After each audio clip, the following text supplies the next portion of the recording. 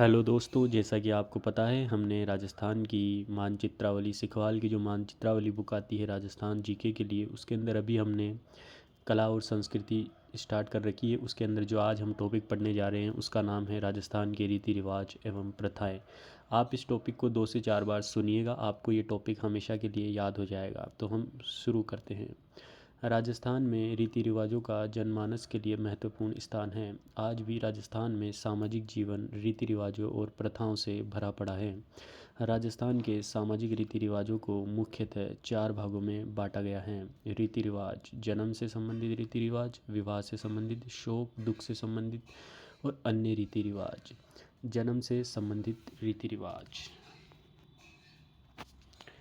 एक मनुष्य के जीवन में कुल 16 संस्कार माने जाते हैं। गर्भाधान: स्त्री के गर्भवती होने पर घर में उत्सव मनाकर इस संस्कार को पूर्ण किया जाता है। पुंसवन संस्कार: गर्भस्थ शिशु को पुत्र रूप देने के लिए पुंसवन संस्कार किया जाता है।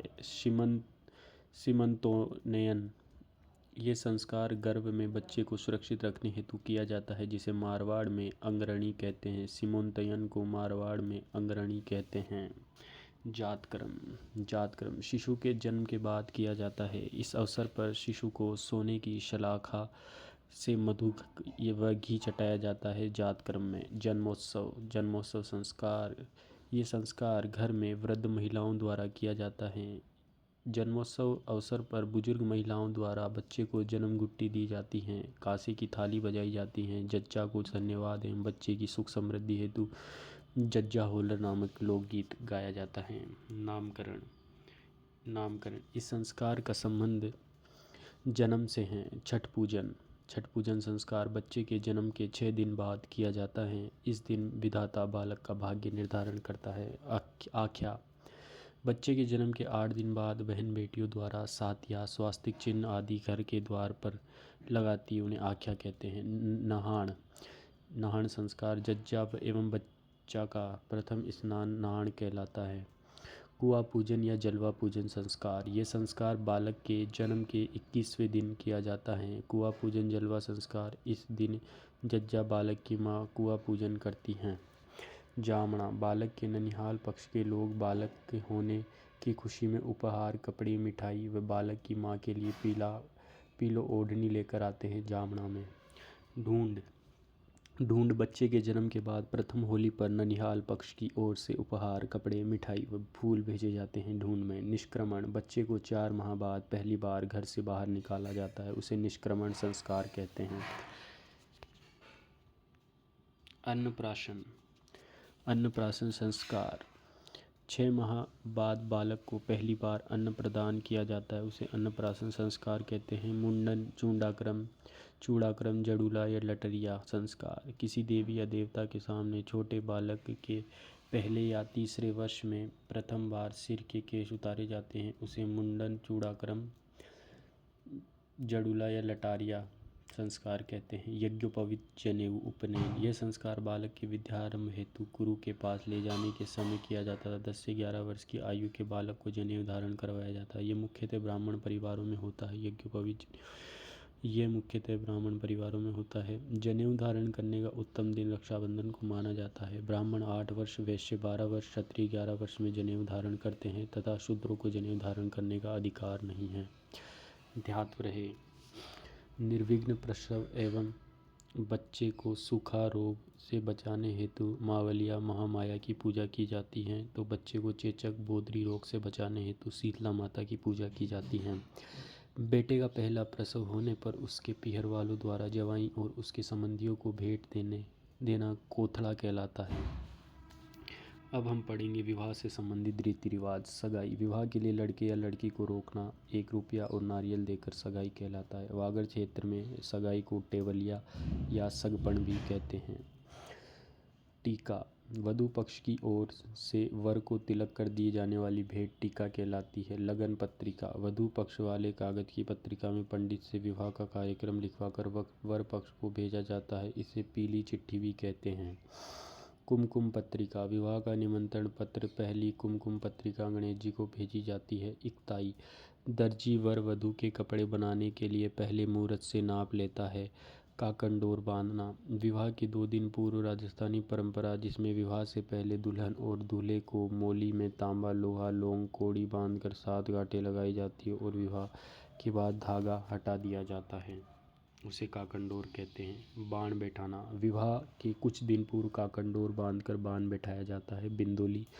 विवाह से 1 दिन पूर्व संध्या होने वाले उत्सव या विशेष कार्यक्रम अर्थात वर या वधू को गाजे बाजे के साथ मोहल्ले में घुमाया जाता है। झालावाड़ में बिंदोली नृत्य प्रसिद्ध है। झालावाड़ का बिंदोली नृत्य प्रसिद्ध है। अब हम इसका दूसरा पेज पढ़ेंगे।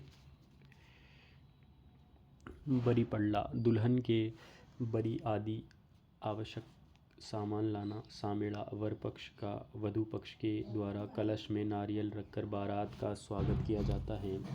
इसे ठुमाव या मधुपर्क भी कहते हैं। इस दौरान स्त्रियां सामेड़ा गीत गाती हैं। चिकनी कोथली। ये मारवाड़ी शादी की एक रस्म है। चिकनी कोथली जिसे रावणी गोद भरना भी कहा जाता है। तोरण मारना। वधू के घर के दरवाजे पर लगे तोरण को वर द्वारा घोड़े पर बैठकर तलवार या कटार से 7 बार मारना, उसे तोरण मारना कहते हैं। हथलेवा। चवरी। फेरे का मंडप में बैठने के बाद वधू का हाथ वर के हाथ में दिया जाता है, इसे पाणी ग्रहण भी कहते हैं। फेरे। अग्नि के समक्ष जीवन भर साथ निभाने के वादे के साथ 7 फेरे लेना। 7 फेरे लेना। जंवारी। दूल्हे द्वारा किए जाने वाला अभिवादन जंवारी कहलाता है। कन्यादान। विवाह के द्वारा कन्या वधू की जिम्मेदारी उसके माता पिता द्वारा वर को सौंपने की रस्म कन्यादान कहलाती है। कन्यावल। कन्यावल। वर वधू के परिजनों द्वारा कन्यादान के पश्चात उपवास खोलना। रंगभरी। बारात विदाई के समय वधू पक्ष के द्वारा बारातियों को दी जाने वाली भेंट या उपहार, इसे पहरावनी भी कहते हैं। मुकलावा। बालिग होने पर विवाह के समय वधू को वर के घर भेजने की रस्म, इसे गोना भी कहते हैं। आणो। विवाह के पश्चात दुल्हन को दूसरी बार ससुराल भेजना आणो कहलाता है। बडार। विवाह के दूसरे दिन वर पक्ष के द्वारा नव दंपति के लिए आशीर्वाद समारोह एवं प्रतिभोज रखा जाता है, जिसे बडार भोज कहते हैं। यह भी जाने। 2 पक्षों के मध्य विवाह संबंध में मध्यस्थता करने वाला बडोलिया या बडलिया कहलाता है। विवाह के समय प्रातःकाल में गाए जाने वाले मांगलिक गीत बयाणों कहते हैं, तो विवाह में पुत्री की विदाई पर गाए जाने वाला गीत घुरलो कहा जाता है। कन्या की विदाई के समय दिया जाने वाला सामान इत्यादि दहेज, ओझण, उजड़ों, डायजा कहलाता है, तो दुल्हन की झोली भरने की रस्म छोड़ कहलाती है। विवाह के बाद वधू के स्वागत में किया जाने वाला भोज बरोटी। विवाह के समय नववधू को दिया गया कलेवा हिरावणी तथा वर पक्ष की ओर से दिए जाने वाला भोज जानोट्टण कहलाता है। राजस्थानी संस्कृति में नववधू के साथ जाने वाली लड़की या स्त्री को ओलंदी कहते हैं। विवाह का शुभ मुहूर्त साऊ कहलाता है, तो नव आगंतुक वधू के प्रथम परिचय हथबोलणों कहलाता है। ढूंढाड़ क्षेत्र। ढूंढाड़ क्षेत्र में विवाह के समय गाए जाने वाले गाली गीत को सिठणे कहते हैं, तो बारात जाने के बाद पीछे से वर पक्ष के घर रात को महिलाओं द्वारा गाए जाने वाले गीत लोक नाट्य एवं खेल को टूटिया खोड़िया निकालना कहते हैं। राजस्थान में डॉक्टर सविता अम्बेडकर अंतर्जातीय विवाह योजना 2006 में शुरू की हुई थी।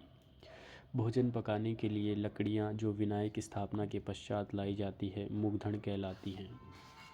शोक या गर्मी की रस्में। बैकुंठी। मृत व्यक्ति को शमशान घाट पर ले जाने के लिए बनी लकड़ी को शैया बैकुंठी कहते हैं। बखेर उछाल। मृत व्यक्ति की बैकुंठी के पीछे कोड़ियाँ व पैसे उछाले जाते हैं, बखेर। दंडोत। मृत व्यक्ति की बैकुंठी के आगे उसके रिश्तेदारों द्वारा दिया गया प्रणाम, दंडोत। आखेटा।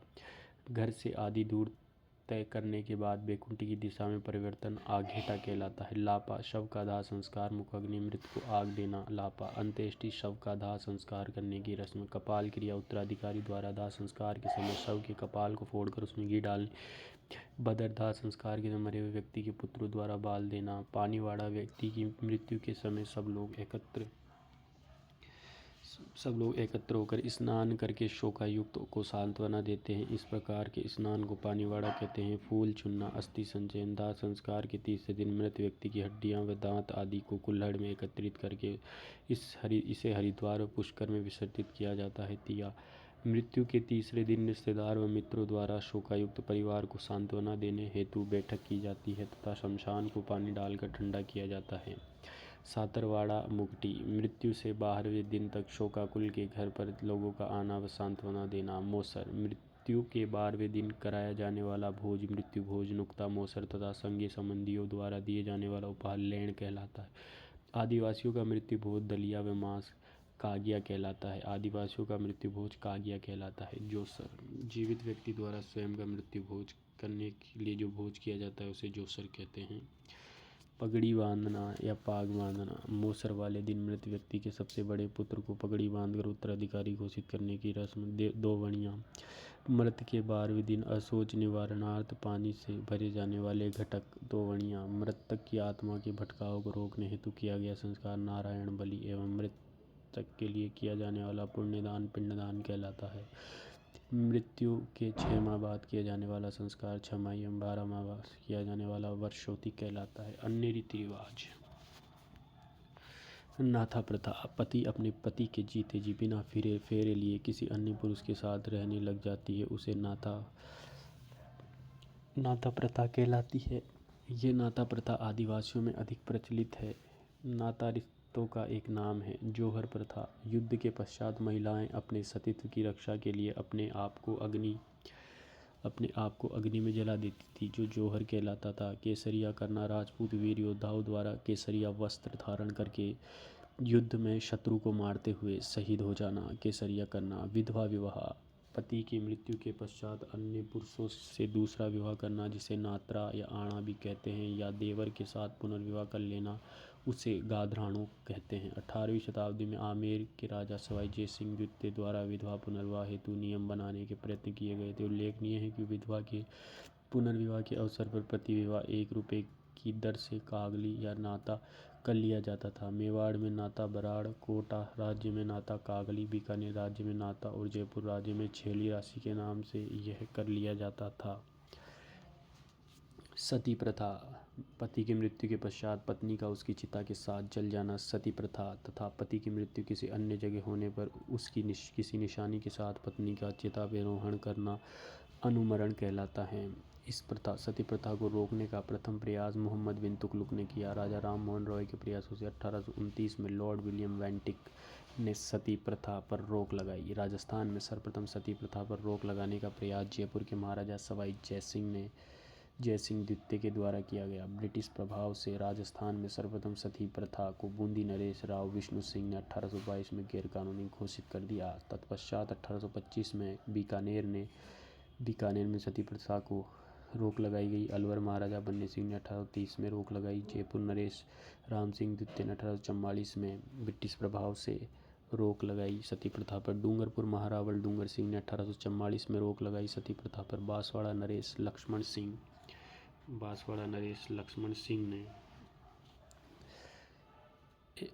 सिंह ने एवं प्रतापगढ़ महारावल गणपत सिंह ने 1861 में सती प्रथा पर गैरकानूनी घोषित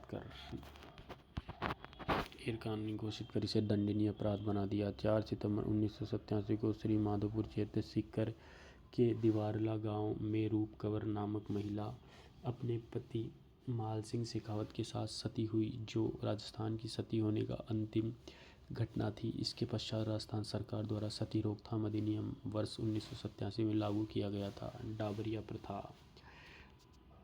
प्राचीन काल में लड़की की शादी में दहेज के रूप में अन्य कुंवारी कन्याएं दिया जाना। ध्यान रहे राजस्थान में गोला, दास, दासी, खानजादा, चाकर, चेला आदि संबोधन घरेलू दास नौकर के लिए प्रयुक्त होते हैं। त्याग प्रथा। राजकुमारियों के विवाह के समय चारण साहित्यकारों व भाट विभिन्न परिवारों की वंशावली व रखरखाव रखते हैं को दिया जाने वाला उपहार है। जोधपुर के महाराजा मान सिंह ने 1841 में सर्वप्रथम इस प्रथा पर रोक लगाई। त्याग प्रथा पर सर्वप्रथम 1841 में जोधपुर के महाराजा ने रोक लगाई। राजस्थान में त्याग प्रथा का संबंध क्षत्रिय समाज से था। डाकन प्रथा। किसी स्त्री पर डाकन होने का आरोप लगाकर उसे प्रताड़ित किया जाता था। ये कुप्रथा आदिवासी क्षेत्रों की जनजातियों में आज भी व्याप्त है। मेवाड़ के महाराणा स्वरूप सिंह के समय खेरवाड़ में मेवाड़ भील के कमांडेंट जेसी ब्रुक ने अक्टूबर 1853 में सर्वप्रथम डाकण प्रथा पर रोक लगाई थी। ध्यान रहे कक्षा 10 की पुस्तक राजस्थान सामान्य अध्ययन में पेज 4 के अनुसार इसका उत्तर जवान सिंह है।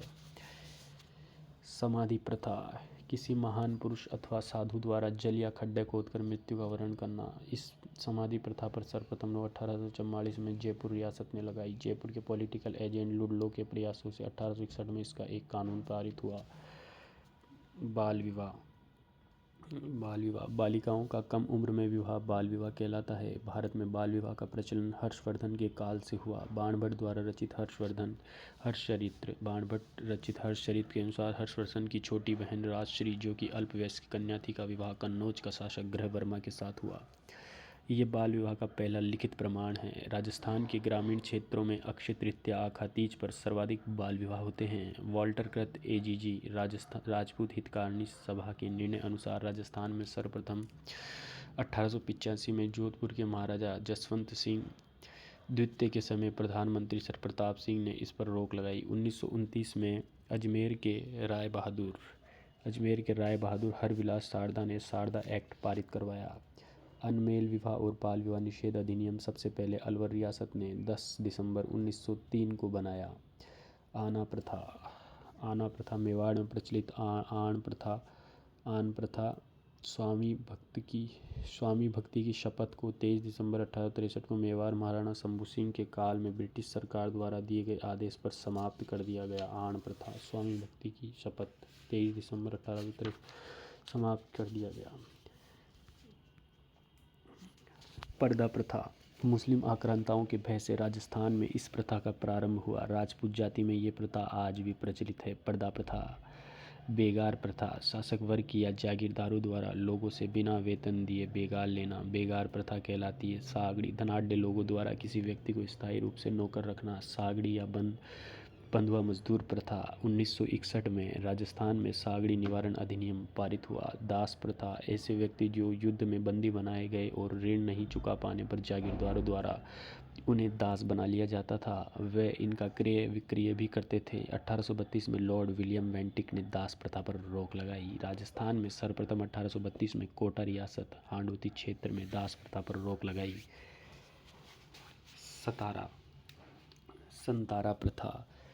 संतारा प्रथा, इस प्रथा में अन्न जल आदि त्याग कर समत्व भाव से शरीर को त्याग दिया जाता है। ये जैन धर्म में प्रचलित है। संतारा प्रथा। दापा प्रथा, आदिवासी क्षेत्रों में भगाकर लाई गई युवती का पुरुष पक्ष द्वारा वधु मूल्य चुकाकर विवाह कर लिया जाता है, उसे दापा प्रथा कहते हैं। मोताणा, आदिवासियों में मृत्यु के समय ली जाने वाली झगड़ा राशि, इसका शाब्दिक अर्थ मृत्यु धन है। मोताणा। ओज को, रात्रि भर जागरण करना ओज को कहलाता है। कुकड़ी प्रथा ये सांसी जनजाति में प्रचलित है।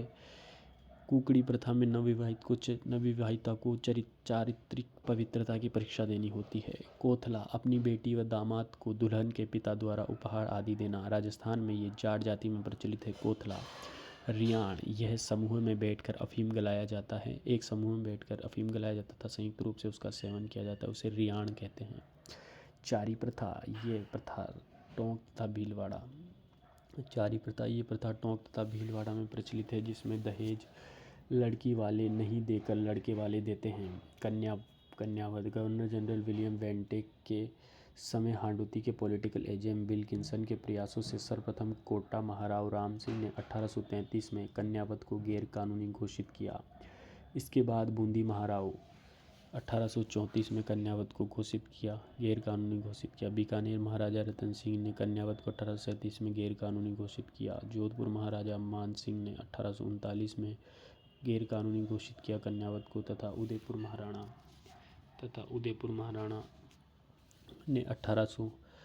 महाराणा स्वरूप सिंह ने व जयपुर राज्य ने 1844 में कन्यावध को गैर कानूनी घोषित कर दंडनीय अपराध बना दिया। मानव विक्रय प्रथा, राजस्थान में सर्वप्रथम जयपुर के पॉलिटिकल एजेंट लुडलो के प्रयासों से 1847 में जयपुर रियासत में मानव विक्रय प्रथा पर रोक लगाई गई।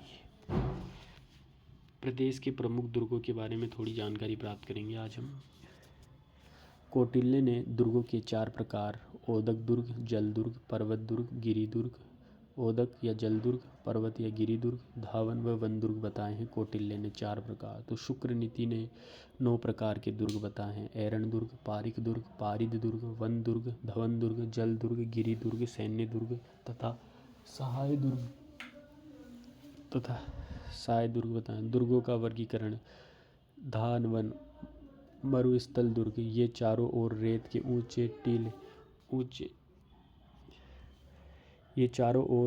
ऊंचे टीलों से घिरे होते हैं, जैसे सोनारगढ़, जैसलमेर। मरुस्थल दुर्ग चारों ओर से सोनारगढ़, जैसलमेर। धावन दुर्ग है जूनागढ़, बीकानेर, धावन दुर्ग है। नागौर दुर्ग, ये धावन दुर्ग है। एरण दुर्ग, ये दुर्ग खाई, कांटों तथा कठोर पत्थरों से निर्मित होते हैं। एरण दुर्ग रणथंभौर दुर्ग, सवाईमाधोपुर, चित्तौड़गढ़ दुर्ग एरण दुर्ग हैं। गिरि दुर्ग, ये एकांत में किसी पहाड़ी पर स्थित होते हैं। इस दुर्ग में जल संचयन का अच्छा प्रबंध होता है। कुंभलगढ़ राजसमंद गिरि दुर्ग है। मांडलगढ़ भीलवाड़ा गिरि दुर्ग, अचलगढ़ सिरोही गिरि दुर्ग, तारागढ़ अजमेर गिरि दुर्ग, जयगढ़ व नाहरगढ़ गिरि दुर्ग, मेहरानगढ़ जोधपुर गिरि दुर्ग आदि मैदानी दुर्ग। जिन स्थलों पर अरावली पर्वत की श्रेणियां नहीं हैं, वहां भूमि दुर्ग बनाए जाते हैं। ये दुर्ग समतल मैदान पर बने, जैसे लोहागढ़ भरतपुर मैदानी दुर्ग है। जूनागढ़ बीकानेर मैदानी दुर्ग है। धारगढ़ चोमू मैदानी दुर्ग है। ओदुक दुर्ग जल दुर्ग, ये चारों ओर से पानी से घिरे होते हैं, जैसे गागरोन दुर्ग।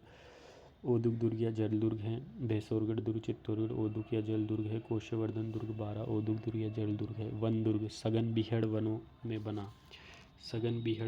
बना दुर्ग वन दुर्ग कहलाता है, जैसे सिवाना का दुर्ग वन दुर्ग है। पारिक दुर्ग, वह दुर्ग जिसके चारों ओर बहुत बड़ी खाई होती है, उसे पारिक दुर्ग कहते हैं। भरतपुर दुर्ग पारिक दुर्ग की श्रेणी का दुर्ग है। पारिद दुर्ग, जिन दुर्गों के चारों ओर बड़ी बड़ी दीवारें होती हैं, पारिद मीन्स दीवार, परकोटे पारिद दुर्ग कहलाते हैं। इस श्रेणी में कुंभलगढ़, चित्तौड़गढ़ दुर्ग पारिद दुर्ग, जालोर दुर्ग पारिद दुर्ग, बीकानेर दुर्ग पारिद दुर्ग, जैसलमेर आदि दुर्ग पारिद दुर्ग आते हैं। प्राचीन काल में राजपूत नगरों और प्रासादों महलों का निर्माण पहाड़ियों व शत्रुओं के विरुद्ध प्राकृतिक सुरक्षा के लिए करवाते थे। यूनेस्को ने राज्य सरकार द्वारा विश्व धरोहर का दर्जा दिलाने हेतु भेजे गए 7 किलों में से 6 किले चित्तौड़गढ़ का किला, सवाईमाधोपुर का रणथंभौर किला, राजसमंद कुंभलगढ़ किला, जैसलमेर किला, जयपुर का आमेर किला तथा झालावाड़ का गागरोन किला को विश्व विरासत स्थल में 21 जून 2013 को घोषित किया गया। साका का अर्थ है जब दुर्ग पर भयंकर समस्या आए तो जोहर, महिलाओं द्वारा अग्नि में जल कूदकर जान देना जोहर कहलाता है। केसरिया, पुरुषों द्वारा केसरिया वस्त्र धारण कर युद्ध में लड़ते हुए वीर गति को प्राप्त करना केसरिया एक साथ करना साका कहलाता है। चित्तौड़गढ़ में 3, जैसलमेर में दुर्ग में 2.5, गागरोन दुर्ग में 2, सिवाना दुर्ग में 2, रणथंभौर व झालोर दुर्ग में 1-1 साका हुआ है। हम प्रदेश के दुर्गों के बारे में इसके नेक्स्ट चैप्टर में पढ़ेंगे। अगर आपको वीडियो अच्छा लगा तो लाइक करें, सब्सक्राइब करना ना भूलें।